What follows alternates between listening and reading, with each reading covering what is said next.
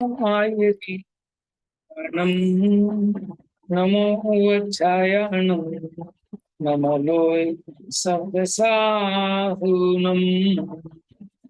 मोक्षमार्गस्य नेतारं वेत्तारं कर्मभूततां ज्ञातारं विश्वतत्त्वानां वन्दे तद्गुणलब्धये। आज हमारी चर्चा चलनी है 8वें नंदीश्वर द्वीप की। तो 2.5 द्वीप तक हमने देखा, उसके बाद सीधा जो अकृत्रिम चैत्यालय है वो नंदीश्वर द्वीप में। बीच के द्वीपों में कोई अकृत्रिम चैत्यालय नहीं है। ठीक है, अभी 8वें नंबर का द्वीप है नंदीश्वर द्वीप। अब द्वीप 8वें नंबर का है, लेकिन अगर द्वीप समुद्र काउंट करेंगे तो ये इसका 15वां नंबर आएगा। ठीक है, 15वें नंबर पर है।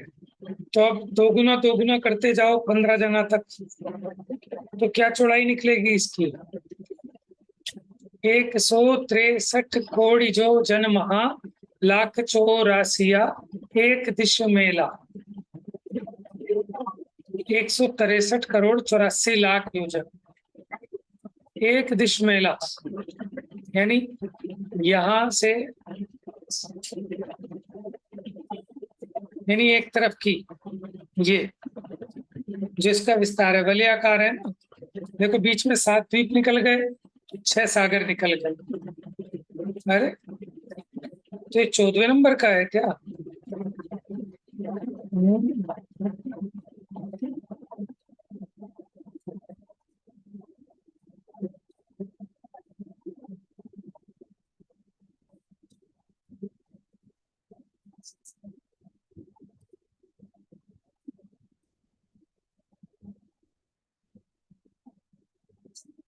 चलिए पढ़ते, प्रीति पढ़ो।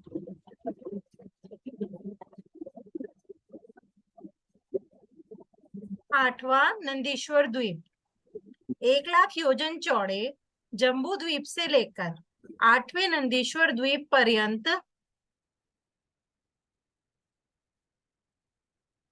15 द्वीप समुद्र हैं।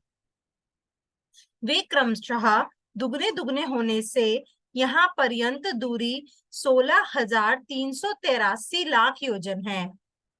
यह 8वां नंदीश्वर द्वीप 163 करोड़ 84 लाख योजन विस्तृत होने से इसकी परिधि 2,072 करोड़ 33 लाख 54,190 योजन है। अब देखिए दो यहाँ कह रहे हैं कि 16,383 लाख योजन है, 16,383 लाख योजन है। और यहाँ कह रहे हैं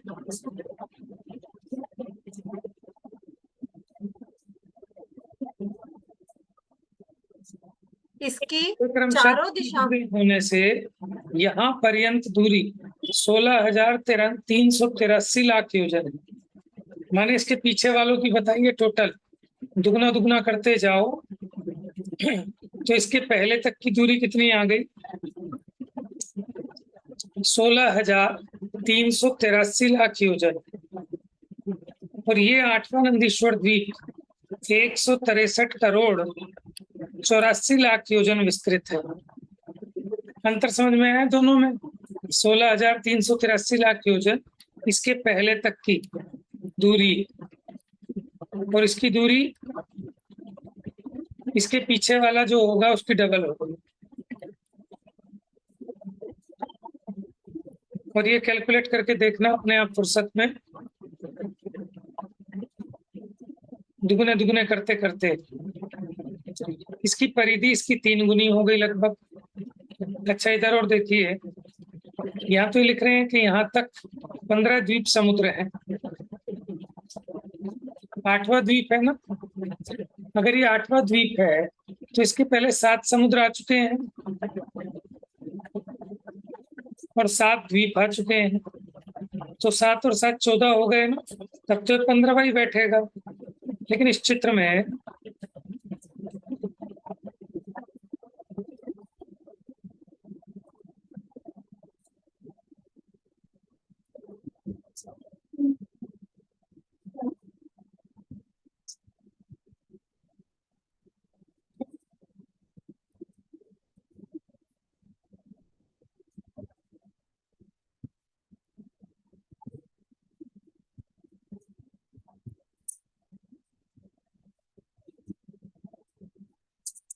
ले जाओ।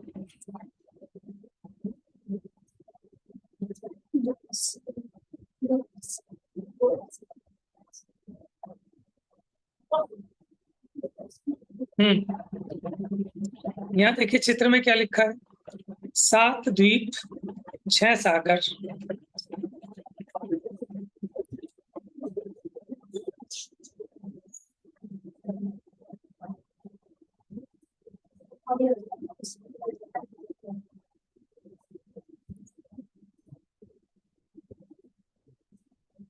देखिए आप लोग लगाइए कैलकुलेशन, ये 8वां द्वीप है। हाँ तो 6 बैठते हैं इसके बीच में समुद्र, क्योंकि एक जम्बू द्वीप से स्टार्ट हुआ था। ठीक है,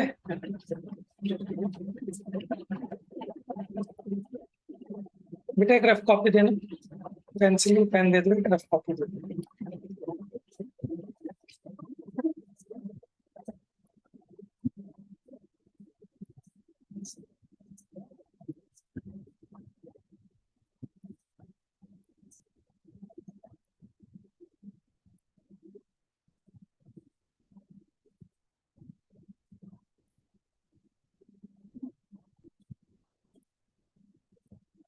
सात समुद्र हो गए इसके पहले तक, 7 समुद्र हैं और 7 द्वीप हैं।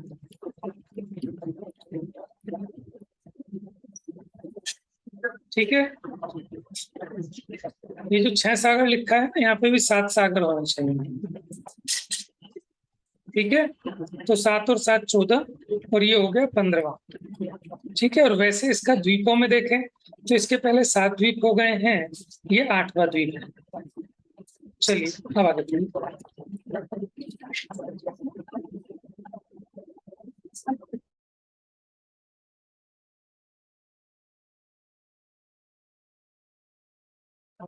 पढ़ो प्रीति पढ़ो।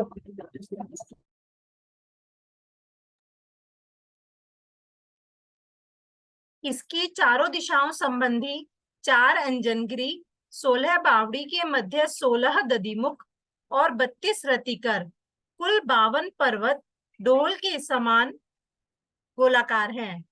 हाँ जी, अब आपको ये समझ में आ गया कि 7 द्वीप हैं और 7 समुद्र हैं। सुनाई दिया था आपको, मेरा म्यूट था। भैया जब चौथे द्वीप के लिए 3 समुद्र पड़ेंगे तो 8वें द्वीप के लिए 7 ही तो समुद्र पड़ेंगे। बिल्कुल, तो ये मैंने कैलकुलेट कर लिया। देखिए अगर आप इस तरह से देखते हैं, अगर ऐसे बना के देखेंगे 1 2 3 4 5 6 7 8, एक जो लिखा है वो पहला जम्बू द्वीप है, फिर उसके बाद समुद्र है। तो अब आप 8वें तक आएंगे तो उसके पीछे 7 समुद्र हो गए। ठीक है, तो 7 समुद्र हो गए और ये 8वां द्वीप है, तो 8 7 15। तो यहाँ जो 6 सागर लिखा है ना, ये 7 सागर, सागर मैंने समुद्र। अब देखिए इसकी चारों दिशाओं संबंधी 4 अंजनगिरी। देखिए ये बीच में चले गए आपके द्वीप समुद्र 14। अब ये आपके पास है, अब इसकी एक दिशा में आप लोग समझ लीजिए। ठीक है, सबसे बीचों बीच ये गोल अंजनगिरी नाम का पर्वत है। ठीक है, क्या नाम है इसका? अंजनगिरी। पहले एक दिशा के समझ लीजिए, तो जैसी एक दिशा में रचना है वैसी चारों दिशाओं में। अब इसके चारों ओर 4 4 बावड़ियां हैं, ये ब्लैक कलर के दिख रहे हैं आपको स्क्वायर, ये चारों बावड़ियां हैं। ठीक है, इन बावड़ियों के कोने में, बावड़ियों के चारों तरफ ये वन है, 4 वन। ठीक है, और ये जो वन के कॉर्नर हैं इन सब में पर्वत है। ये जो दिख रहे हैं आपको 2 छोटी छोटी बिंदियां, ऐसे इसके चारों कोनों पर पर्वत है। ठीक है, इनको बोलते हैं रतिकर पर्वत। कौन से पर्वत? रतिकर पर्वत। और ये जो बावड़ियां हैं इसके चारों तरफ, बावड़ी के बीच में एक एक दही जैसे सफेद दधिमुख पर्वत है। दधी माने दही होता है। ठीक है, एक अंजनगिरी, चारों तरफ बावड़ियां, इन बावड़ियों में एक एक दधिमुख। ठीक है, और ये जो बावड़ी है इनके चारों तरफ वन है, और वन के कोनों में 4 4 रतिकर पर्वत है। यहाँ 2 2 दिखाए हैं, चारों इसलिए नहीं दिखाए के इन चार में से जो बाहर वाले दो हैं, देखो इस तरफ ये दो हो गए बाहर के, इधर ये दो हो गए, इधर ये दो हो गए, इधर ये दो, इन्हीं में जिनालय है। ठीक है, बाकियों में जिनालय नहीं है, तो हमें सिर्फ वो वाले दिखाए हैं कि जिसमें जिनालय है।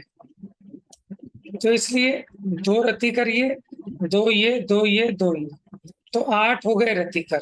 अब एक दिशा संबंधी देखो, एक अंजनगिरी, 4 दधिमुख और 8 रतिकर, कितने हो गए? 13। 13। एक दिशा संबंधी 13, और इसी प्रकार चारों दिशाओं में है, तो 13 चौक 52। ये 52 क्या है? अकृत्रिम चैत्यालय है, यानी हर एक पर्वत पर एक एक अकृत्रिम चैत्यालय है।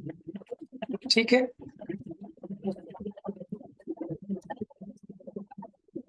चलिए पढ़िए।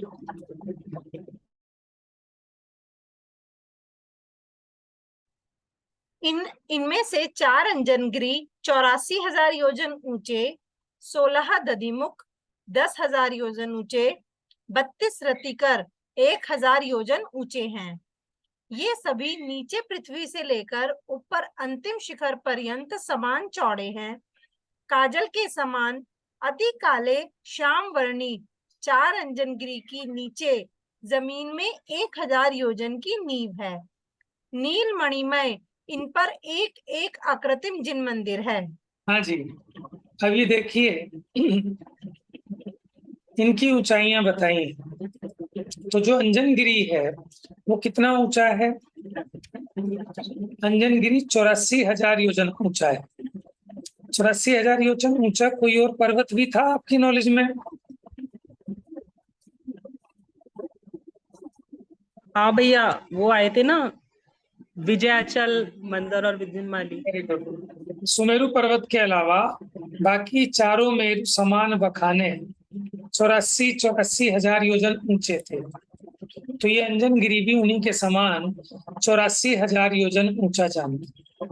ठीक है, फिर जो 16 दधिमुख हैं बावड़ियों के भीतर, वो दधिमुख की ऊंचाई बताई 10,000 योजन। कितनी ऊंचाई? 10,000 योजन ऊंचे बताए।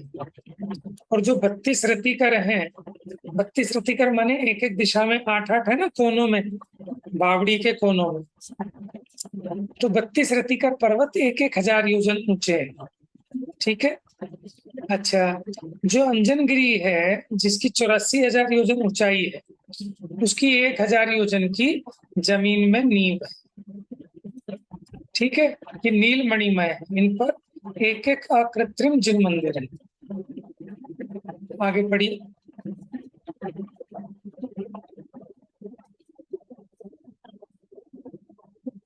इनकी 4 दिशाओं में 1,00,000 योजन आगे जाकर 1,00,000 योजन लंबी चौड़ी चौकोर 1,000 योजन गहरी 4-4 बावड़ी हैं। हाँ जी, अब देखिए, देखिए चित्र में देखिए, ये जो अंजनगिरी पर्वत है, दिख रहा है ना, आप कर्सर दिख रहा है मेरा? अंजनगिरी पर्वत से 1,00,000 योजन दूर जाएंगे तब ये बावड़ी है। ठीक है, इस अंजनगिरी पर्वत से इस बावड़ी का डिफरेंस कितना है? पूरे जम्बू द्वीप की चौड़ाई के समान, 1,00,000 योजन दूरी पर।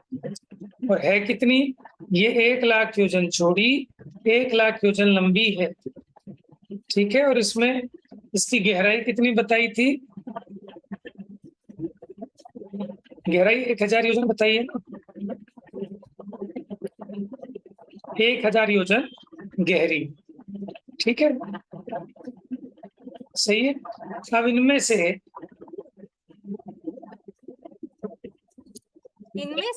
पूर्व की नंदा, नंदवती, नंदोत्रा,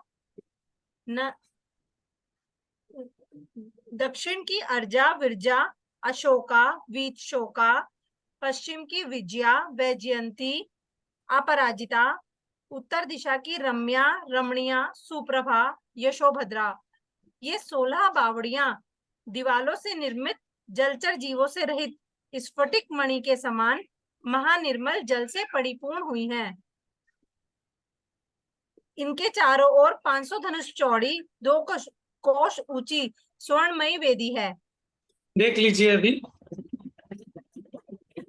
देखिए जो नाम गिनाए हैं ना, देखिए किस तरह गिनाए हैं। नंदा, नंदवती, नंदोत्तरा, नंदशैला। देखिए हमेशा जो चालू करते हैं पूर्व दिशा से चालू करते हैं। ये नंदा, नंदवती, नंदोत्तरा, नंदी घोषा। समझ गए? ऐसे चलेंगे क्लॉकवाइज। पहले नंदा, नंदवती, नंदोत्तरा, नंदी घोषा। ठीक है, इस प्रकार ये 4 बावड़ियां हैं। अब इन बावड़ियों के चारों ओर वन भी हैं, इन वनों के नाम भी दिए हैं। ठीक है, चलिए देखते हैं, पढ़िए। अच्छा, इनके चारों ओर 500 धनुष चूड़ी, 2 कोस ऊंची स्वर्णमयी वेदी। किसके? बावड़ी के चारों ओर, यानी मुंडेरी है एक तरह से। पढ़िए आप। प्रत्येक बावड़ी के मध्य जल से 10,000 योजन ऊपर ऊंचे अच्छा, प्रत्येक बावड़ी की 4 दिशाओं में क्रमशः अशोक, सपछद, चंपक और आम्र, ये 4 वन हैं। ये वन अपनी बावड़ी के समान 1,00,000 योजन लंबे हैं, परंतु चौड़े मात्र 50,000 योजन प्रमाण हैं। हाँ जी, इधर देखिए, देखो जितनी आपकी बावड़ी की चौड़ाई थी या लंबाई थी, ये वन लंबे तो उतने ही है, लेकिन इनकी जो चौड़ाई है वो उससे आधी होगी, 50,000 योजन होगी। समझ में आ रहा है आपको? ऐसे ही इधर के लंबाई तो उतनी ही है, 1,00,000 योजन, लेकिन चौड़ाई आधी हो गई, 50,000 योजन। चलिए आगे बढ़िए।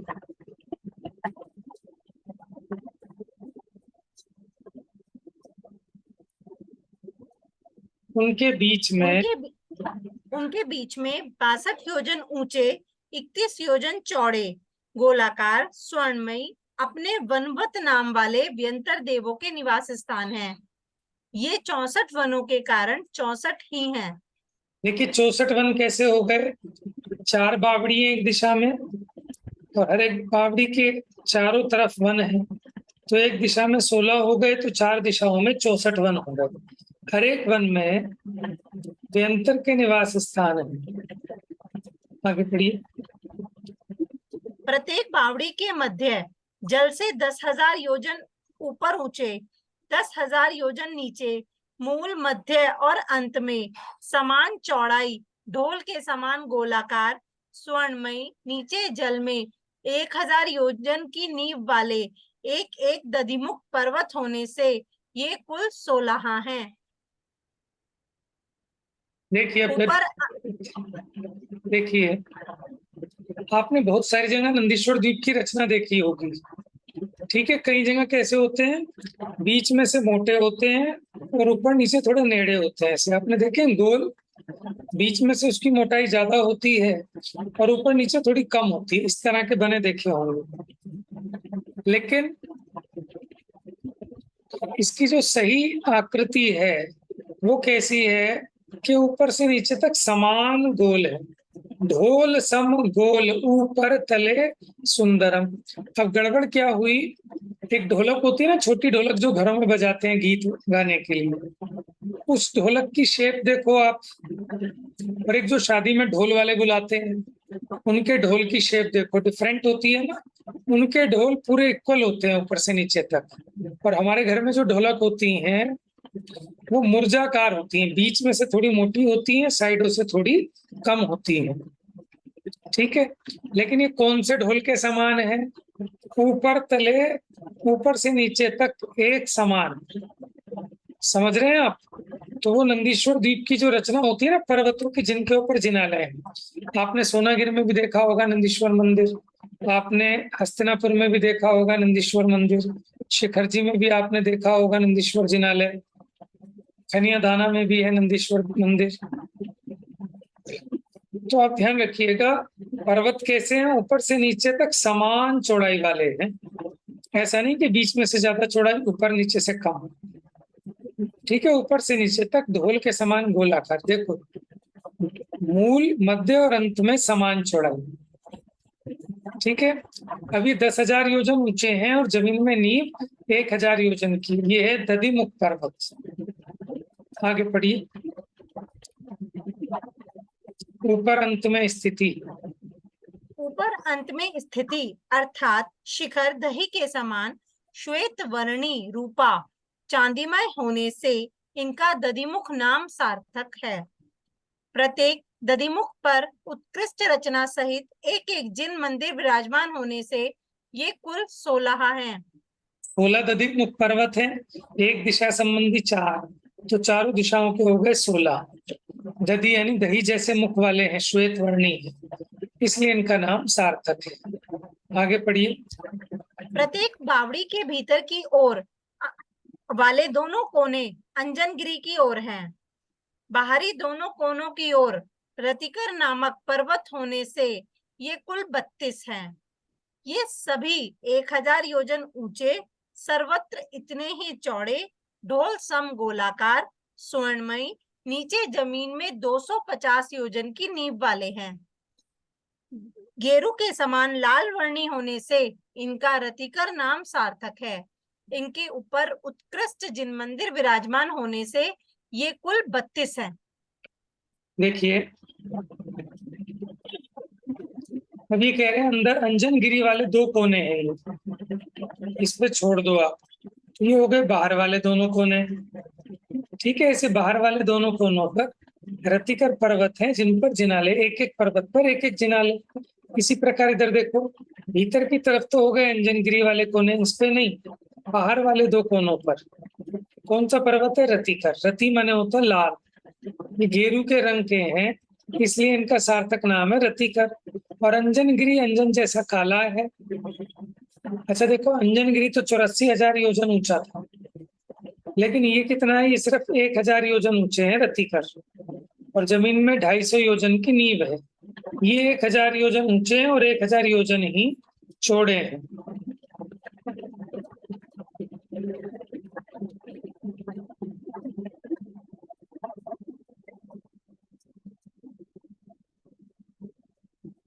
जितने पर्वत हैं उतने उतने मंदिर हैं। हाँ जी, प्रत्येक इस प्रकार बावड़ी के भी इस प्रकार नंदीश्वर द्वीप की प्रत्येक दिशा में एक अंजनगिरी, 4 दधिमुख, 8 रतिकर, ये 13 पर्वत और 4 बावड़ी होने से कुल 52 पर्वत और 16 बावड़ियां हैं। प्रत्येक पर्वत पर एक जिन मंदिर होने से यहाँ 52 उत्कृष्ट चैताल्य हैं।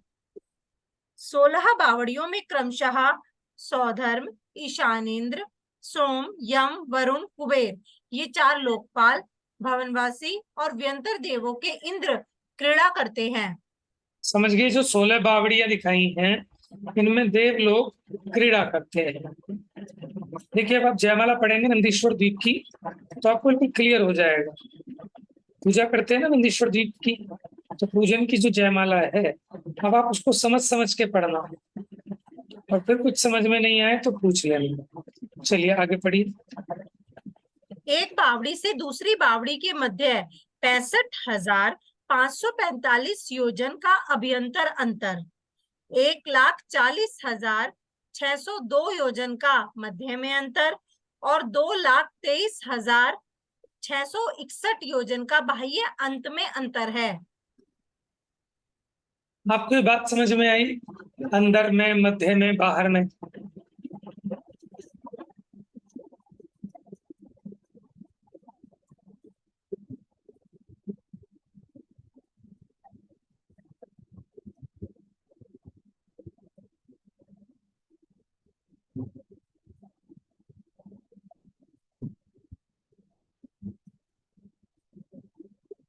देखिए, जो बावड़ियां हैं, दिख रही है आपको बावड़ी? इस बावड़ी से इस बावड़ी के बीच में तो कह रहे हैं अभ्यंतर अंतर और बाह्य अंतर और एक मध्य का अंतर। 65,545 योजन का अभ्यंतर अंतर, फिर 1,40,600 योजन का मध्य में अंतर।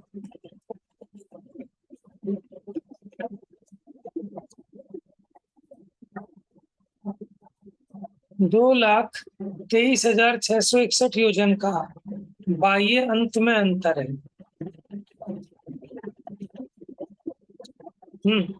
अब देखिए जी कैसे लगाएंगे इसको। जैसे इस कोने से इस कोने तक, ठीक है, ये होगा अभ्यंतर अंतर। और मध्य अंतर कौन सा होगा, मैं अंदाजे से अभी बात कर रहे हैं, बाकी देखेंगे इसको। जैसे यहाँ से यहाँ का डिफरेंस, और बाह्य अंतर ये इस बाहर के कोने से इस बाहर के कोने का। लेकिन इतना चलो देखते हैं अभी कैलकुलेट करके। आप ये बता सकते हैं यहाँ से यहाँ तक की दूरी कितनी होगी जब ये 1 लाख योजन है, ये 1 लाख योजन है। आपने किए ना ऐसे क्वेश्चन, अब तो भूल गए सब मैथमेटिक्स में।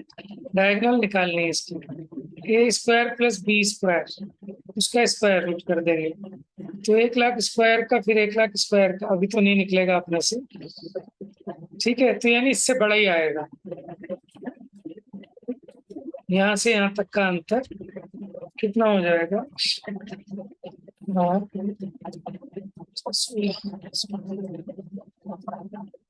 मेरे ख्याल से √2 बाहर आ जाएगा शायद, √2 की 4 1.14, उसका 1.5 गुना लगा लो मोटा मोटी, तो यही 1.5 लाख हो जाएगा यहाँ से यहाँ तक का, 1,50,000 लगभग। और ये कितना कह रहे हैं,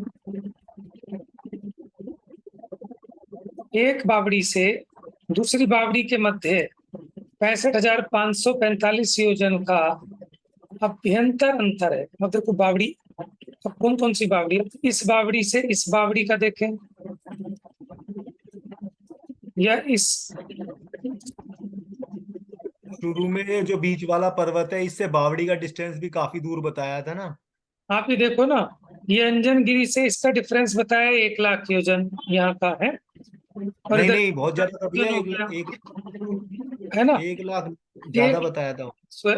ये कितना चौड़ा होता है, अंजनगिरी कितना चौड़ा बताया है, अभी तो बताया ही ना। नहीं, इससे 84,000 योजन बताया था। बावड़ी का डिस्टेंस बताया था भैया।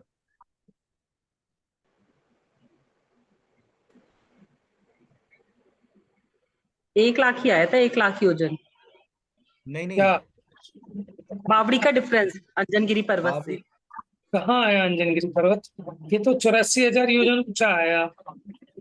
इससे ऊपर आया था। पर्वत की चौड़ाई नहीं, मतलब उससे बावड़ी की दूरी, आपने कहा था ना जम्बू द्वीप के बराबर दूरी है। कह रहा था देखो, अंजनगिरी पर्वत से बावड़ी के बीच की दूरी 1 लाख योजन बताई थी। बावड़ी के बीच की दूरी, ये डिफरेंस 1 लाख योजन, और ये बावड़ी भी 1 लाख योजन है, और उधर भी 1 लाख योजन का डिफरेंस, तो 1 और 1 2 लाख तो यही हो गए, ठीक है। और अंजनगिरी की कितनी चौड़ाई है देखते हैं। अच्छा यहाँ दी होगी बात। तो भैया 84,000 योजन चौड़ा है, 84,000 योजन लंबा है, ठीक है। तो 2,84,000 योजन हो गया अगर अंतर देखे तो। अब देखते हैं यहाँ कितना अंतर बताया मैक्सिमम, 2,23,000, 2,23,661 योजन का बाह्य में अंतर है। एक बावड़ी से दूसरी बावड़ी के मध्य 65,545 योजन का, यानी 1 लाख योजन से कम। तो मुझे लगता है जो साइड में है दोनों वाली, इनका ही बैठेगा। अब एक बावड़ी से दूसरी बावड़ी, सबसे नजदीक तो यही वाली होगी, और इनके बीच की जो अभ्यंतर दूरी हो वो कह रहे हैं कितनी, 65,000 कुछ। तो 65,000 कैसे बनेगी, देखो यहाँ से यहाँ 1 लाख है, यहाँ से यहाँ 1 लाख है, तो भी यहाँ से यहाँ तक का डिफरेंस तो 1 लाख से ज्यादा बनेगा। तो ये अपने को अभी समझ में नहीं आ रही, एक बावड़ी से दूसरी बावड़ी की अभ्यंतर दूरी, या फिर ये हो सकता है कि इस कोने से इस कोने की अभ्यंतर मध्य की मध्य से मध्य तक, और बाह्य वहां से यहाँ तक की होगी, चलो फुर्सत में कैलकुलेट करके देखेंगे इसको, इसके ये डायगोनल 50-50 हजार योजन के तो वन ही है। है। 50-50 हजार योजन के तो वन ही है, तो 1 लाख से तो ज्यादा बैठेगी ही हाँ बैठेगी। बिल्कुल, तो कह रहा हूँ ना 1 लाख से ज्यादा बैठेगी, 65,000 नहीं बैठेगी यहाँ की। ये जो है ना, ये लगभग आपकी 70,000 के आसपास बैठेगी इतनी दूरी, और इसकी भी 70,000 बैठेगी, तो 1.5 लाख तो वैसे ही होगी यहाँ से यहाँ तक की। जबकि बता रहे हैं अभ्यंतर दूरी बावड़ियों के बीच में अभ्यंतर दूरी 65,000 है। तो अभी अपनी बुद्धि काम नहीं कर रही, बैठ के कैलकुलेशन करके आप भी देखना, मुझे भी फुर्सत में देखूंगा, टाइम मिलेगा तब। चलिए कोई बात नहीं, आगे बढ़ते हैं।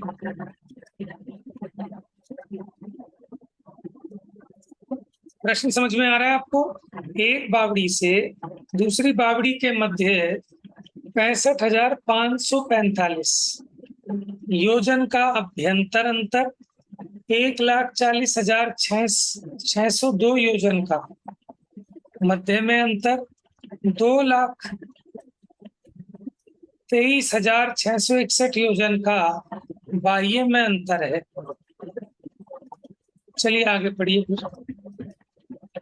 इस नंदीश्वर द्वीप में वर्ष के आषाढ़, कार्तिक, फागुन इन 3 मासों की शुक्ल पक्षीय अष्टमी से पूर्णिमा पर्यंत 8 दिन तक पूर्व, दक्षिण, पश्चिम, उत्तर दिशावर्ती चैतालियों में अनेक देवों सहित क्रमशः सौधर्मेंद्र, ईशानेंद्र, चम्रेंद्र, वैरोचन इंद्र, ये 4 इंद्र कल्प वृक्षों से प्राप्त 8 प्रकार के द्रव्यों को लेकर प्रतिदिन पृथक पृथक 4 दिशाओं में 8 प्रहर पर्यंत जिन देव की पूजा करते हैं, अर्थात वे एक दिशा में 2 प्रहर पर्यंत पूजा करते हैं। जब पूर्व दिशा वाले दक्षिण की ओर जाते हैं, तब उत्तर वाले पूर्व की ओर, पश्चिम वाले उत्तर की ओर, दक्षिण वाले पश्चिम की ओर जाते हैं। इसी पद्धति से अनेक देव 8 दिन पर्यंत सतत पूजा करते हैं। देखिए इन्होंने बताया कार्तिक फागुन आषाढ़ के अंत 8 दिन माय नंदीश्वर सुर जाते हैं, हम पूजे इन्हें ठाए। तो कार्तिक फागुन आषाढ़ के अंतिम 8 दिन होते हैं शुक्ल पक्ष के, अष्टमी से पूर्णिमा तक। ठीक है, अब कैसे क्रम देखना, वही क्लॉकवाइज, पूर्व से स्टार्ट करेंगे, पूर्व, दक्षिण, पश्चिम, उत्तर। ठीक है, इनमें क्रम से सौधर्मेंद्र, ईशानेंद्र, चम्रेंद्र, वैरोचनेंद्र, ये 4 इंद्र। अब देखो इसमें भी जैसे अभी इधर है, ठीक है, सौधर्मेंद्र लिखा भी था क्या?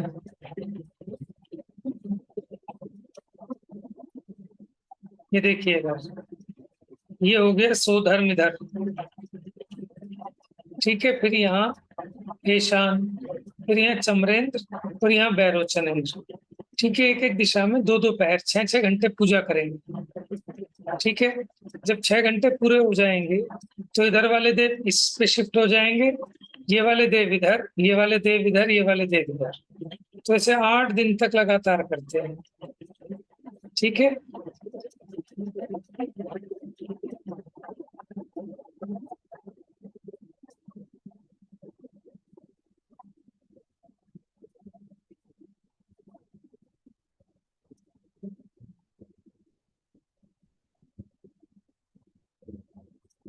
अब 11वें कुंडलवर द्वीप की चर्चा चलेगी। चलिए पढ़ लेते हैं, छोटा सा ये पढ़ी। 11वां कुंडल द्वीप 8वें नंदीश्वर द्वीप की चौड़ाई से चौगनी चौड़ाई 9वें अरुणवर द्वीप की, उससे चौगनी 10वें अरुणाभास द्वीप की, उससे चौगनी 11वें कुंडल द्वीप की होने से यह 10,485 करोड़ 76 लाख योजन चौड़ा है। इसके मध्य में 75,000 योजन ऊंचा स्वर्णमयी गोलाकार कुंडल नामक पर्वत है। वह नीचे मूल में 10,220 योजन चौड़ा, मध्य में 7,230 योजन और ऊपर अंत में 4,240 योजन चौड़ा है। यह मानुषोत्तर पर्वत से 10 गुना अधिक चौड़ा है, परंतु इतनी विशेषता है कि उसकी चौड़ाई मनुष्य लोक से बाहर मात्र 1 और ही कम हुई है, तथा इस कुंडल पर्वत की चौड़ाई क्रमशः दोनों ओर कम हुई है। अतः मानुषोत्तर का आकार आधे यव की राशि के समान और इसका आकार संपूर्ण यव के समान है। इसके नीचे जमीन में 1000 योजन प्रमाण नींव है। देखिए, मानुषोत्तर पर्वत में तो सिर्फ बाहर की तरफ से उसकी चौड़ाई कम हो रही थी, ऐसे ऐसे ट्रायंगल बन रहा था एक तरह से, इस तरह से। और इसमें क्या हुआ, इसमें दोनों तरफ से कम हो रही है ऐसे। ठीक है, दोनों तरफ से कम हो रही है, यानी ढोलक होता है ना, ढोलक ढोलक दोनों तरफ से ऐसे कम होती है। ठीक है, फिर ऐसे होती है, तो भी जो दोनों तरफ से कम होती है ना, बीच में से इसको हाफ कर दो ऐसे, तो ये सिर्फ एक तरफ से कम हो रही है, ये हो गई हाफ। लेकिन पूरी ढोलक होगी तो दोनों तरफ से ऐसे ऊपर आते आते कम हो जाएगी। तो इसीलिए यहाँ पर कह रहे हैं, वैसे यव जो देखे होंगे ना आपने, वो ढोलक के आकार के टाइप के होते हैं, उनके किनारों पे मोटाई कम होती है, बीच में थोड़ी मोटाई ज्यादा होती है, उसे कहते हैं यव के आकार के। देखिए, इस 11वें कुंडलवर द्वीप में जैसे मानुषोत्तर पर्वत था ना बीच में चारों तरफ गोलाकार, ऐसे इसके बीच में कुंडलवर पर्वत है। ठीक है, कुंडलवर पर्वत बता, इसकी चारों दिशाओं में 4 मध्यम जिन मंदिर है। अभी तक उत्कृष्ट थे नंदीश्वर द्वीप के, नंदीश्वर द्वीप के तो उत्कृष्ट बताए थे, लेकिन ये कैसे है मध्यम जिन मंदिर। पढ़िए जरा, इसको पूरा कर लीजिए, टाइम हो गया है। इस कुंडलगिरी की 4 दिशाओं में 4 मध्यम जिन मंदिर हैं। इसकी परिधि में क्रमशः प्रत्येक दिशा में 4-4 के अनुसार 500 योजन ऊंचे, नीचे मूल में 500 योजन चौड़े, ऊपर अंत में 250 योजन चौड़े स्वर्णमयी गोलाकार वज्र वज्रप्रभ, कनक कनकप्रभ, रजत रजतप्रभ, सुप्रभ महाप्रभ, अंक अंकप्रभ, मणि मणिप्रभ, रुचक रुचकप्रभ, हिमवन मंदर नामक 16 कूट हैं। इन पर इन्हीं नाम वाले व्यंतर देव रहते हैं। इस प्रकार कुंडलगिरी पर कुल 20 कूट हैं। इनमें इतना विशेष है कि 4 सिद्ध कूट तो मनुष्य लोक की ओर पहली पंक्ति में है तथा शेष 16 कूट दूसरी पंक्ति में स्थित हैं।